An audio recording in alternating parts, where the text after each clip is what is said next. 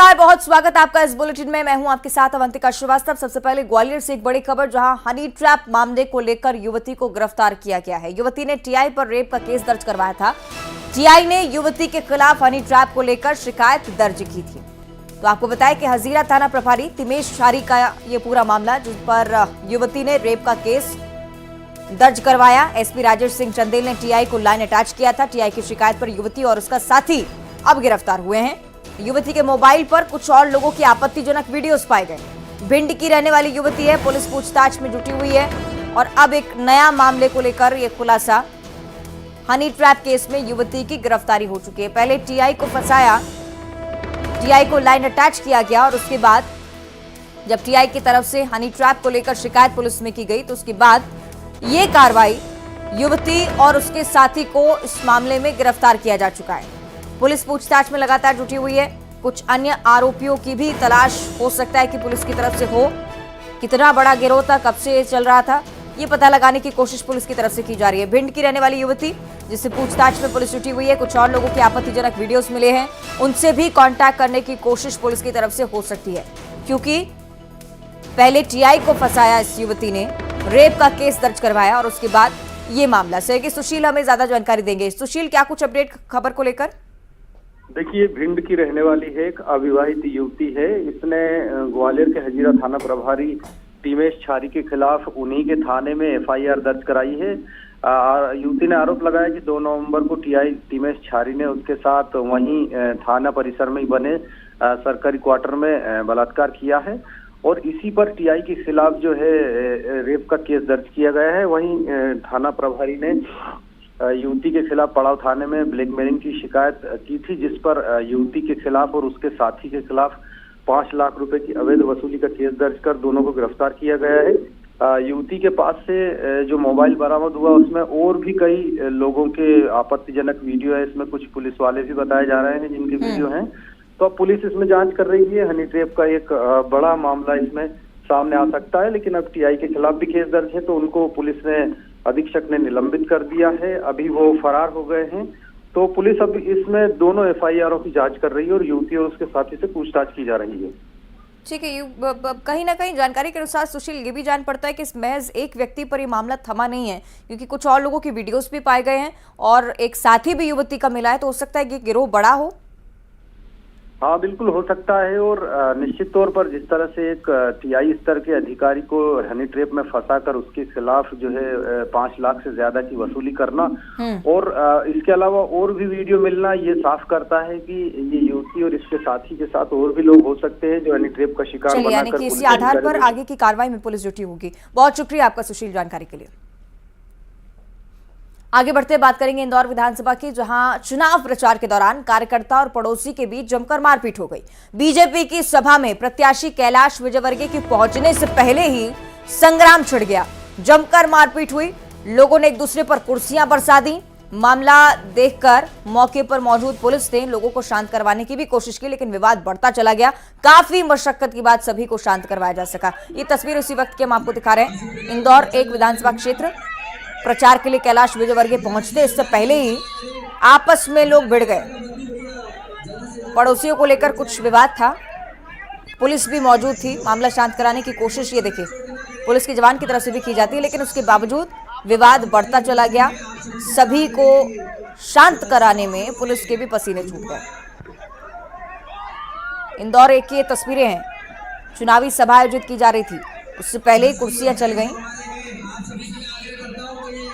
और लगातार आग्रह होने के बावजूद लोगों के बीच शांति स्थापित करने में बहुत ज्यादा प्रयत्न पुलिस को करना पड़ा। भाजपा कार्यकर्ता और पड़ोसी आपस में भिड़ गए थे। बैठने को लेकर हो सकता है कि कोई विवाद रहा हो, लेकिन उसके बाद ये मामला इतना बढ़ा कि बात मारपीट तक आ गई। इंदौर 1 से प्रत्याशी कैलाश विजयवर्गीय यहां पर पहुंचने वाले थे, लेकिन उनकी सभा में पहले ही महासंग्राम छिड़ा। तस्वीरें आप देखिए।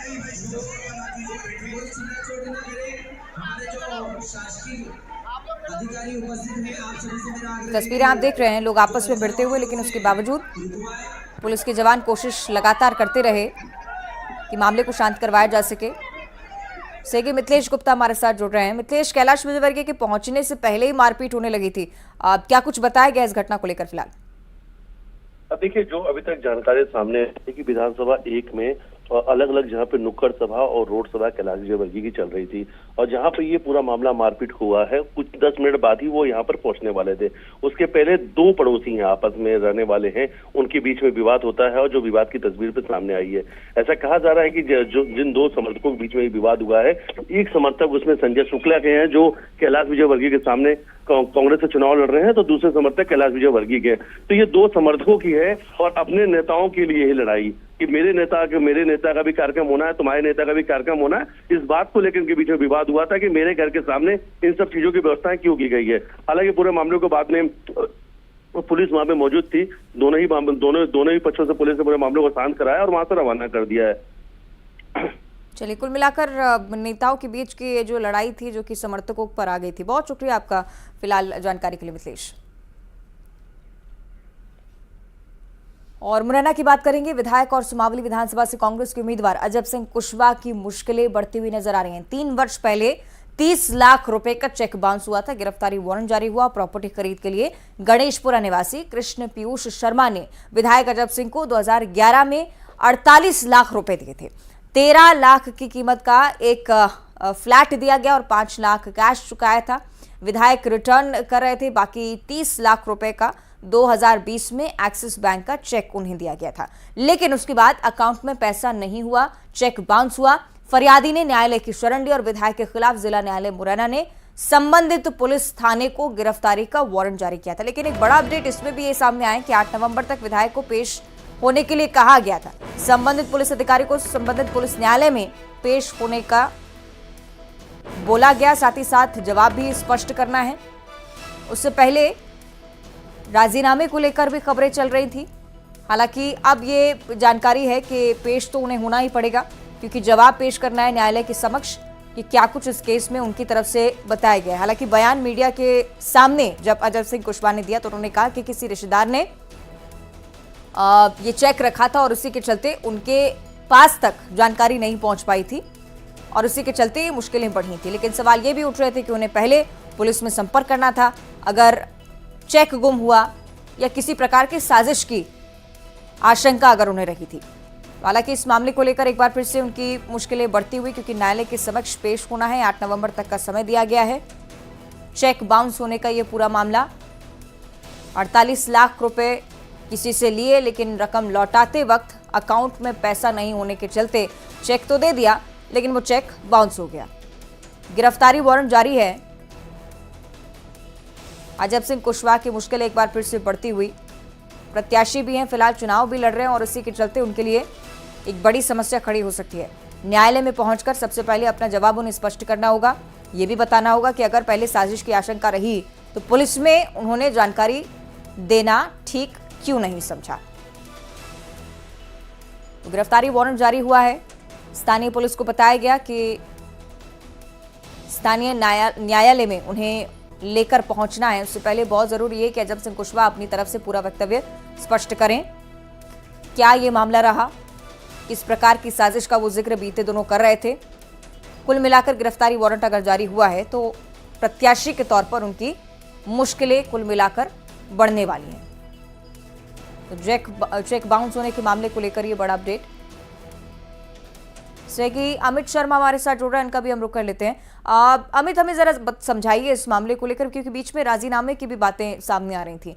अब क्या बताया जा रहा है, क्या न्यायालय में उन्हें पेश होना होगा?